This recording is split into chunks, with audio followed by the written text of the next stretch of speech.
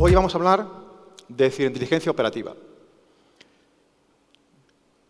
Veremos durante la presentación, la idea es ver cómo podemos, trabajando con la inteligencia, con la ciberinteligencia, dar un planteamiento diferente a la hora del enfoque que hacemos en la lucha contra el ransomware.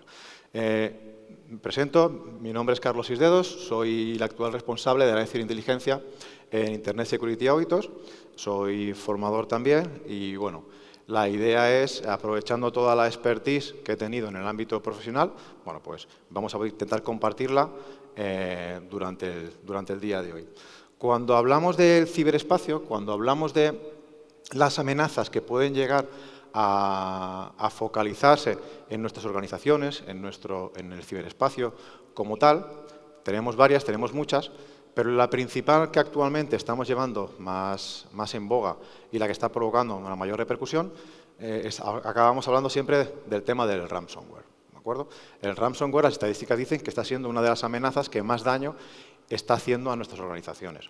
En ese punto, la idea de la charla de hoy es plantearla cómo podemos hacer un enfoque un poco complementario a lo que se ha estado viendo durante estas jornadas en las diferentes charlas, de cómo con la inteligencia, la ciberinteligencia, en este caso, la operativa y proactiva, somos capaces de hacer frente a esta gran problemática.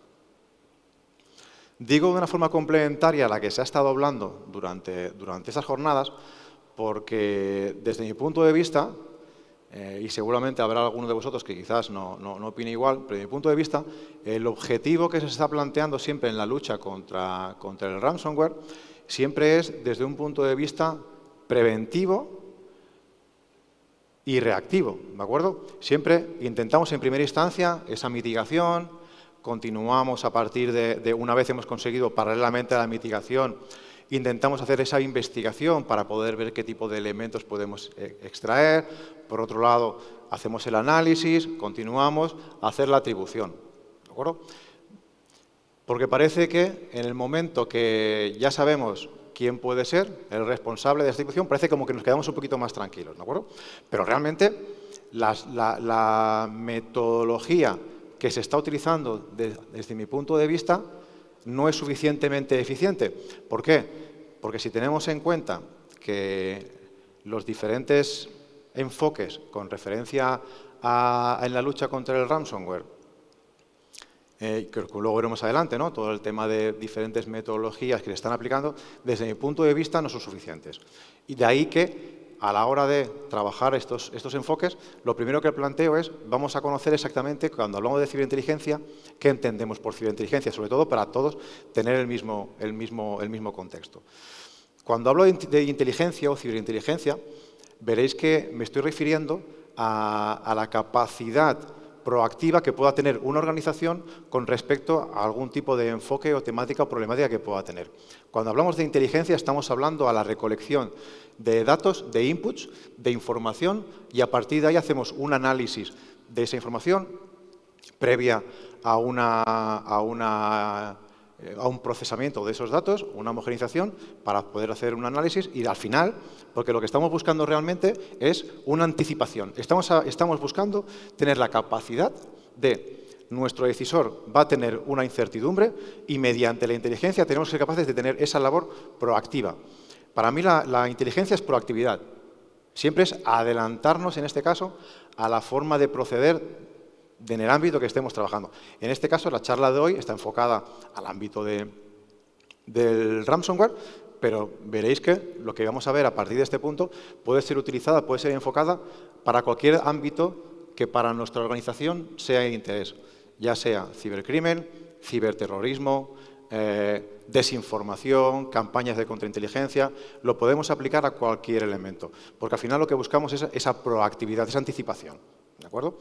Llegado a este punto, yo siempre planteo diferentes tipos, ¿no? de posibilidades de utilización de la ciberinteligencia. La primera de ellas es el ámbito estratégico. Cuando hablamos de ámbito estratégico, estamos hablando de la utilización y análisis de toda esa información,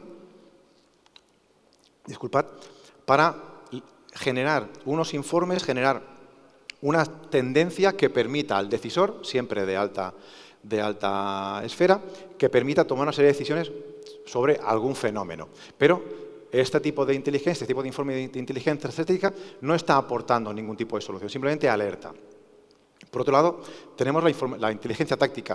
La inteligencia táctica es aquella inteligencia que lo que nos va a proporcionar va a ser la capacidad de, a partir, por norma general suele ser a partir de sufrir algún tipo de incidente, algún tipo de acción contra nuestra organización, automáticamente lo que hacemos es, pues bueno, hacemos un análisis de toda esa información para poder tener esa capacidad de tomar acciones concretas. Luego tenemos las dos siguientes, que son las que realmente nos interesan hablar hoy, que es la operativa y la proactiva. Cuando hablamos de operativa, estamos hablando de la capacidad de poder obtener información prácticamente en tiempo real, ¿de acuerdo?, para poder ejecutar diferentes tipos de medidas que nos permitan esa capacidad proactiva que hablamos, ¿no?, de anticipación. Pero luego a mí la que realmente me gusta, que va combinada con la operativa, es la proactiva. Aquí volvemos al punto inicial. Aquí realmente lo que nos interesa a nosotros es tener la capacidad de poder analizar el ciberespacio, diferentes fuentes, todos los inputs que podamos querer trabajar, pero que nos va a proporcionar la facilidad, la capacidad de anticiparnos, ¿de acuerdo?, para tomar acciones antes de que suceda ningún tipo de elemento. Porque como estamos comentando, al final, principalmente cuando hablamos de estos ámbitos, la mayoría seguramente se os ha venido a la mente, de acuerdo, el CTI, ¿vale? Dices, bueno, si ya tenemos algo, ¿no?, que hace esto, pero realmente, si revisamos la información que estamos analizando, es a toro pasado, como decimos en España. Siempre estamos analizando toda la información que ya se ha producido, ¿vale? Y nosotros lo que queremos es esa anticipación. No buscamos el hecho de analizar información que nos va a venir muy bien, pero yo considero que tenemos que ir un paso más allá. Tenemos que dar la capacidad de anticiparnos. Y yo creo que si planteamos el caso genérico, como hablábamos hoy, del tema del ransomware, del as a service, lo primero que tenemos que conocer, ¿vale?, es conocer cuál es el enfoque, conocer el ámbito en el cual vamos a tener que investigar. ¿Vale? Por lo tanto, lo primero que tenemos que saber es cómo funciona, para poder aplicar esa proactividad que he comentado. Por lo tanto, ¿qué tenemos que saber? Alguien vende el acceso, alguien programa el ransomware y alguien realiza la intrusión y denota ese ransomware. ¿Vale? Estos son los diferentes actores que publicitan sus capacidades pues en diferentes diferentes foros, Telegram, Dark Web, etcétera, en el cual venden sus servicios a terceros. ¿Qué sucede? Que si planteamos, como estábamos comentando hasta ahora, el hecho de el CTI de la forma tradicional en la cual casi todos consumimos de los mismos feeds, casi todos consumimos el mismo tipo de información que se nos facilita, ¿vale? Está claro que ese ámbito de recolección de información, de datos que estamos hablando, ¿vale?, no van a ser capaces de poder recolectarse. Por lo tanto, si planteásemos que este cuadradito sería la capacidad con la información que vamos a poder procesar para generar inteligencia, si planteamos únicamente con la información básica que estamos trabajando, procesando de la forma tradicional, nos encontramos con la posibilidad de que la información que vamos a poder recopilar va a ser muy poquita. Muy poquita en comparación con otro planteamiento diferente. Es la utilización de identidades digitales, la utilización de avatares, la utilización en algunos procesos de la figura del agente encubierto, ya sea con orden judicial o no, que nos va a permitir el acceso a esa información. ¿Por qué digo esto? Cuando hablo de este tipo de enfoque, estamos hablando de, y por eso un poco la charla, hablamos de ciberinteligencia operativa, ¿no?, luchar contra el ransomware con OSINT. Cuando hablamos de ciberinteligencia, estamos hablando, como hemos comentado, del proceso de una serie de datos, de inputs de información, y a partir de aquí generamos inteligencia. Cuando hablamos de OSINT, lo que estamos haciendo es algo muy similar, pero las fuentes de información en las cuales bebemos no se circunscriben únicamente al ciberespacio. En tema OSINT ¿vale? Tenemos una faceta muy, muy importante de otras fuentes de información. Y una de ellas en el ámbito físico es UMIN, ¿vale? La obtención de información de fuentes humanas. La utilización de fuentes humanas, para el que no conozca la terminología, sería como un confidente y su policía, ¿de acuerdo? El policía tiene su confidente y extrae información a partir de una serie de ámbitos de información que les pueda llegar a interesar.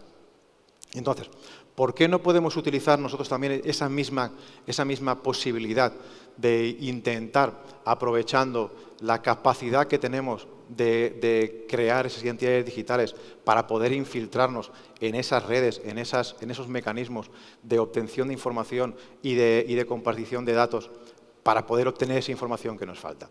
Si planteamos la visión desde un punto de vista en la cual la generación de esa inteligencia nos va a proporcionar un plus extra a la hora de tener esa capacidad, ¿vale? Vamos a poner un ejemplo práctico de lo que yo llamo esa ciberinteligencia proactiva, ¿no? Aquí, pongamos un ejemplo. Esta calavera, mi mujer no le gustaba esa imagen, pero a mí me gusta de Punisher, ¿vale? Imaginad que somos los diferentes identidades virtuales que tú tienes o estás utilizando en tu investigación. En este caso, imaginad que vamos a hacer una investigación en Telegram, ¿de acuerdo? Que ahora mismo es uno de los principales lugares de utilización de ese tipo de servicios por parte de los cibercriminales. Imaginemos que hemos creado 9 identidades digitales. En este caso, recordad que puede ser perfectamente gestionada por un único operador. Un operador puede gestionar tantas identidades digitales como queramos. Aquí hemos generado 9 identidades digitales para Telegram. Imaginad, si hacemos el supuesto que cada identidad digital en Telegram puede tener acceso como un mínimo de 500 canales, ¿vale? Estamos hablando, canales o grupos, estamos hablando de que estas 9 identidades digitales tienen como mínimo acceso a 4.500 grupos o canales en Telegram, ¿vale? Con la gran mayoría de posibles interacciones con el resto de participantes en esos grupos o canales. Imaginad la posibilidad de que ahora, por ejemplo, yo puedo tener estos 9 perfiles enfocados a cibercrimen, pero puedo tener otros 9 perfiles similares enfocados a pederastia, a desinformación, al tipo de target o de ámbito que a mí me interese. Claro, la cantidad de información que yo voy a poder ir recopilando de forma exponencial es brutal.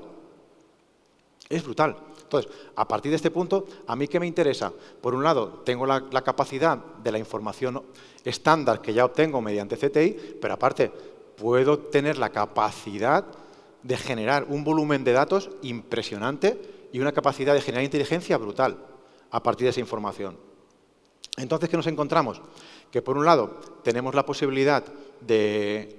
Tenemos los CSIR, en este caso los policías son CSIR, son fuerzas del orden, el cual realizan sus labores de vigilancia o de actuación en el ámbito ciberespacio, pero recordemos algo muy importante, es que la gran mayoría de CERS, de CSIR o incluso las fuerzas y cuerpos de seguridad, lo que suelen hacer es actuar a reacción, ¿de acuerdo? O sea, a partir de que un CSIR tiene algún tipo de incidente, actúa. La policía actúa bajo denuncia. O sea, tienen muy poca capacidad, muy poca maniobra a la hora de hacer esa proactividad en la búsqueda de información en el ciberespacio. La hay, pero no tienen toda la que se podría. ¿De acuerdo? Entonces, imaginad que fuéramos capaces de, como ya hemos hecho con alguna fuerza, la capacidad de poder multiplicar de forma exponencial toda la información que obtienen a partir de esos entes gubernamentales y organizaciones con toda la información que podemos obtener de nuestras fuentes de información propias.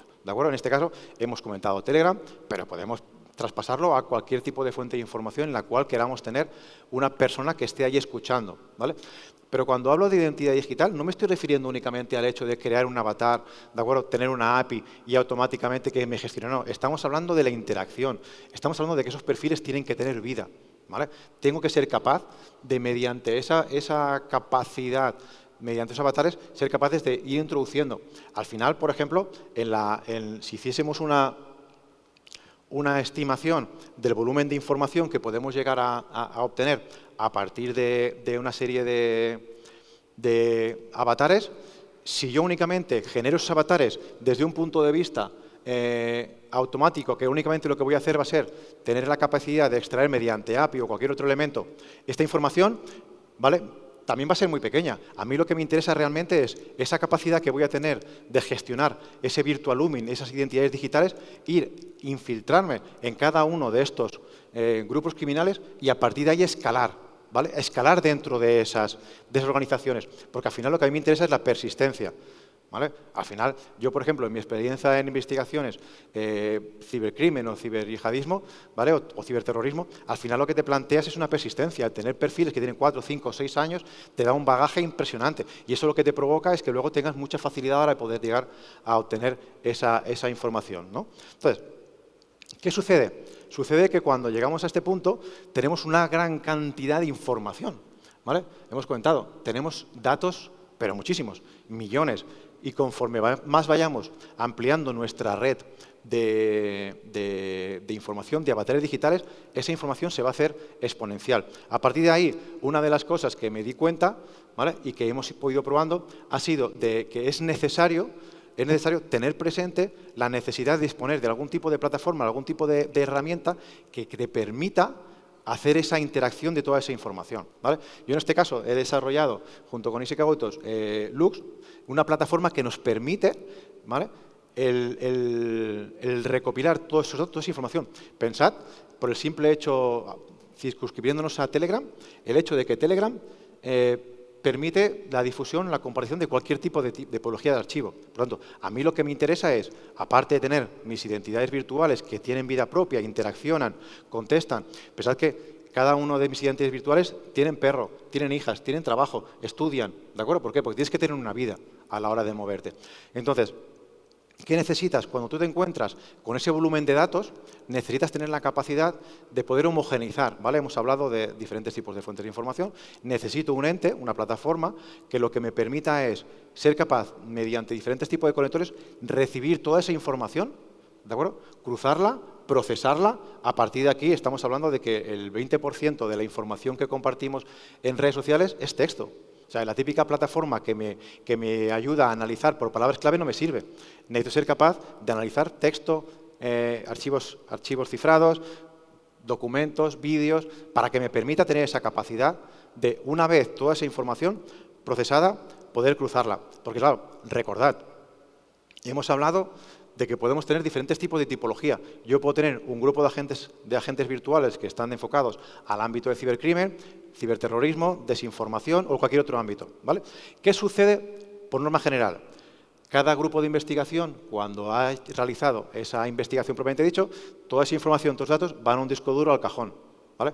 Si tienes suerte, alguien lo mantiene en línea para poder hacer algún tipo de búsqueda. ¿Pero qué sucede? Aquí lo ideal es que si yo tengo diferentes tipos de targets, diferentes tipos de ámbitos totalmente aislados, al cruzar toda esa información y al analizarla, puede ser que me esté dando cuenta de que hay un perfil que está relacionado con el hacktivismo, que resulta que tiene conversaciones en un canal que es desconocido con ámbito de ciberterrorismo, ¿de acuerdo? O con cibercrimen. Por lo tanto, toda esa correlación de información de datos me interesa poder ser capaz de procesarla. Porque al final no se trata de un tú a tú, ¿de acuerdo? Se trata que tenemos que ser capaces de poder modelar todos esos datos, toda esa información y que nos vaya a permitir ser capaces de obtener al final lo que hemos buscado. Hemos venido a hablar de inteligencia. Entonces, ¿por qué tengo que esperar a que aparezca información sobre mi organización desde un punto de vista que se ha visto expuesta o he sido víctima de un ransomware? Bueno,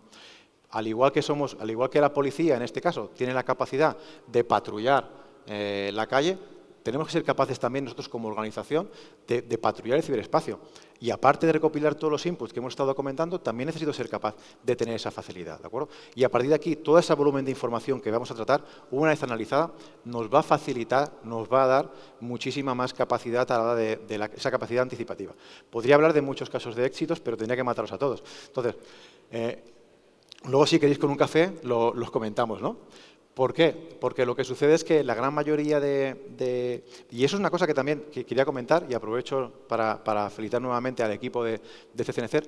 Jornadas como esta lo que han provocado ha sido la capacidad de crear contactos entre diferentes organizaciones y países y a partir de esa monitorización mediante identidades digitales, hemos encontrado información que se ha podido reportar de forma informal a diferentes países y a partir de ahí ha habido una colaboración y desarticulado operaciones bastante importantes. Otro elemento que también es muy importante de esta capacidad de obtener esa información es que toda esta información se guarda, ¿vale? Tendemos siempre a...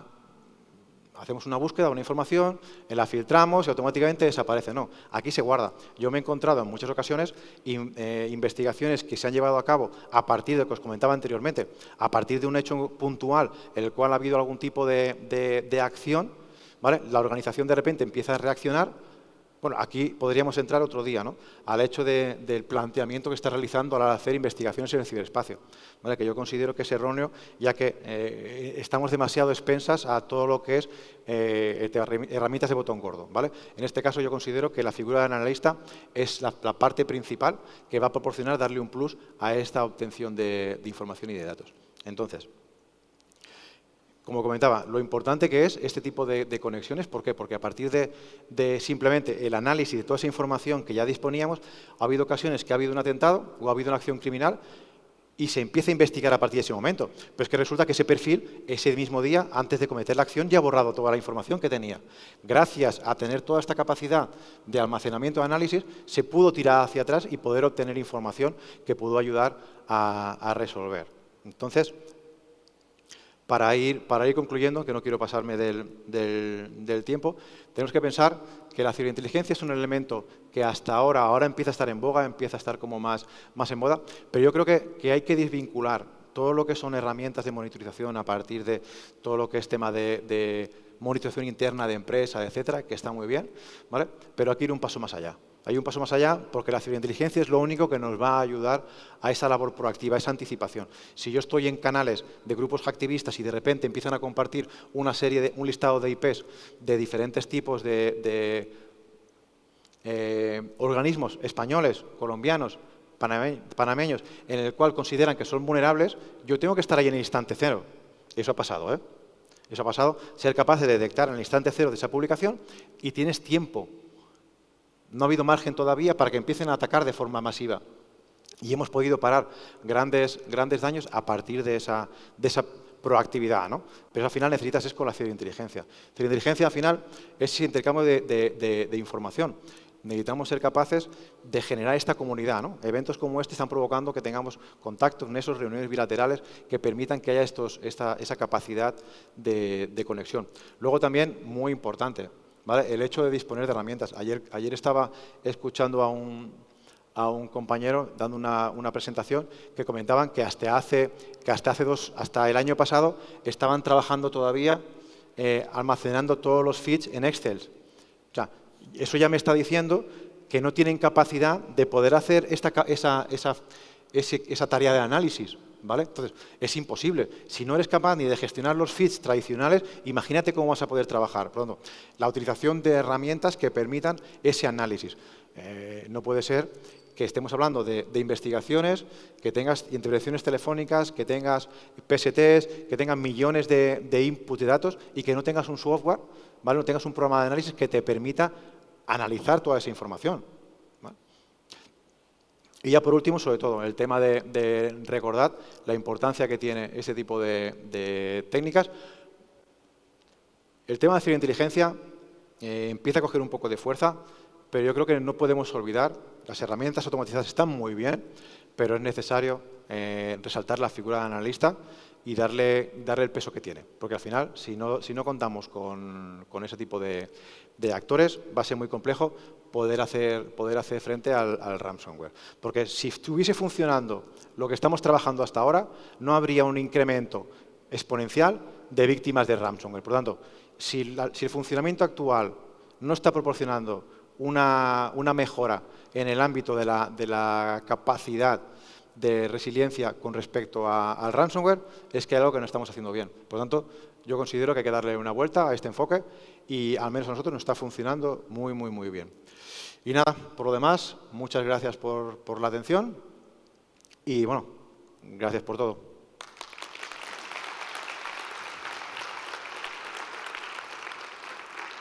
Tenemos tiempo para preguntas, o sea que les animo. Ya, ¿qué gente más peligrosa quiere preguntar? no le des el micro a este, no.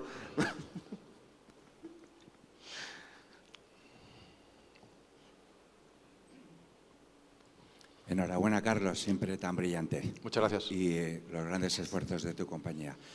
¿Qué opinas de la ciberinteligencia, de la ciberdelincuencia? Yo creo que no lo he dicho hoy. O sea, los malos son malos, pero no son tontos, ¿vale? O sea, los mismos feeds que nosotras organizaciones están comprando a grandes empresas, los malos también lo están comprando. O sea, esa ciberinteligencia que hablamos, ¿no? El famoso CTI, el famoso MITRE, el conocer procedimientos, habrá aquí alguno que me va a matar luego, ¿no? Pero, ¿qué sucede? Está muy bien, pero ¿qué hacemos? Hacemos esa inteligencia sobre el cibercrimen, ¿vale? ¿Y qué hacemos luego? La publicamos. Y los malos no saben leer, ¿no? Claro, o sea, toda la información que nosotros... Mira, es lo que comentaba. Si el sistema tradicional funcionara, ¿vale? Conocemos procedimientos, APTs, conocemos todo, ¿vale? Si funcionaran esos procedimientos, ya habríamos acabado con el ransomware. Pero claro, publicamos la metodología, hacemos un análisis súper exhaustivo. Oye, qué estupendo. Llega el malo y dice, ah, vale, aquí me han pillado, venga, vale. Ese es el problema. O sea, el problema es los foros de compartición de inteligencia, ¿vale? La inteligencia se tiene que utilizar por las personas de una forma oportuna y que tengan capacidades de resolución. El hecho de que se publique todo por publicar no tiene ningún tipo de sentido. Desde mi punto de vista, ¿eh? O sea, está muy bien a nivel de conocimiento, pero si tú publicas cada día en los procedimientos... Por ejemplo, ¿por qué los sumarios policiales son secretos? Es una investigación. ¿Qué diferencia una investigación que se pueda llevar desde ámbito criminal? ¿Qué sucede? Que hay empresas, ¿de acuerdo?, que también tienen que vender sus productos y al final lo que hacen es, bueno, yo he sido capaz de descifrar, claro, pero al final eso lo que hace es, desde mi punto de vista, repercute negativamente sobre la investigación. Es como ayer comentábamos con compañeros del CCNCER, cuando tú tienes una investigación, tienes un secreto de sumario, que el abogado explique los procedimientos, te destroza. Pues aquí pasa igual. Aquí, sin querer, estamos proporcionando elementos a los malos para que sepan cómo investigamos. Un comentario sobre lo que estás diciendo y ahora te doy paso a la pregunta, ¿vale? El problema es que, como sociedad, nosotros estamos en el lado bueno, algunos, de la ley, ¿no? Y tenemos una obligación de cara a la ciudadanía de que el ciudadano sepa que las fuerzas policiales y los que nos dedicamos a la protección no nos excedemos. El quis custodiet ipsos custodes, es decir, tenemos que ser transparentes para que la gente sepa que no estamos abusando del poder que el contrato social nos está otorgando para vigilar indebidamente y diligentemente de acuerdo a lo que la ley nos permite. Entonces, esas publicaciones, esa transferencia de información en público, también tiene una obligación por parte del Estado y de las fuerzas y cuerpos de seguridad, ¿no? Entonces, el equilibrio es jodido ahí. Claro. Yo te hago una apreciación antes de la pregunta, y es que cuando... Ahora se me ha ido. Me hago mayor. Sí. No, bueno, ahora me vendrá. Cuando venga te contesto. Vale, perfecto, pues adelante. Pues nada, solamente un poquito para vuestra tranquilidad, no todo se publica y algunas cosas que habéis publicado realmente llevan años ahí. Así que, bueno, si se hacen las cosas bien y se es responsable y depende de qué cosas pilles, no todo se publica. Correcto, pues igual, pero desde mi punto de vista se publica lo suficiente para que estés dando pistas a los malos de cómo operamos. ¿Vale? Ya me he acordado lo que comentabas, Román. El hecho de, la gente cree, yo porque provengo del ámbito policial, ¿de acuerdo? La gente cree que porque tengas esa capacidad, tienes el tiempo y los recursos de espiarlos a todos. O sea, no tengo tiempo, quizá me gustaría, pero no tengo ni tiempo ni recursos. Entonces, hay que tener presente que tenemos habilidades, tenemos capacidades, pero que no tenemos la voluntad, ni el tiempo, ni los recursos. Sí. Hay otra pregunta allí. Sí, es un aporte realmente. Realmente el sobreprotección del debido proceso también hace que nosotros le demos sobreinformación a los malos, como lo hemos catalogado en esta mañana. Entonces, ese es el aspecto que deberíamos de analizar, si en estos tipos de ataques que reciben las empresas o los países, es fundamental llevarle todo al tribunal o que el tribunal lo superdite de manera secreta y no de cara a esa persona que estamos procesando al final de la jornada, porque estamos alimentando a esa persona a que sean más seguros. Claro, aquí es no soy no soy especialista en derecho, pero aquí el problema que existe es que, en este caso, el ciberdelincuente tiene que poder saber de qué se le acusa. El momento que tú le explicas de qué se le acusa, va a saber cómo lo has obtenido. Y sabe cómo lo has obtenido, la siguiente vez mejorará un poquito y ya no lo pillarás, ¿vale? Claro, aquí ya viene, depende de cada legislación, ¿de acuerdo? El hecho de que tengan o no la capacidad de obtener. Es como, depende de qué legislaciones, la figura del protegido, ¿de acuerdo? El momento que el malo pregunte, yo quiero saber quién es el testigo protegido, te señalan con el dedo. Dice, ¿dónde está? Sí, está claro. Hay una pregunta que ha venido por la aplicación. Les recuerdo que pueden instalarse la aplicación de Jornadas STIC, ¿vale?